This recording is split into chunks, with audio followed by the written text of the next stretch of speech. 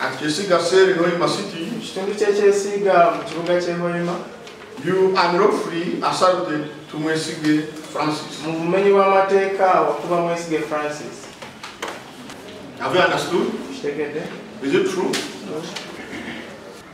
All major departments in the country are concerned.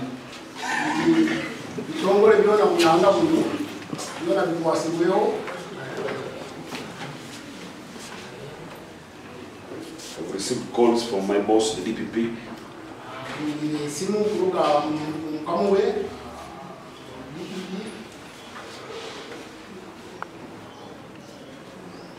I've also received calls from State House showing the concern that the accused person should not be granted bail immediately.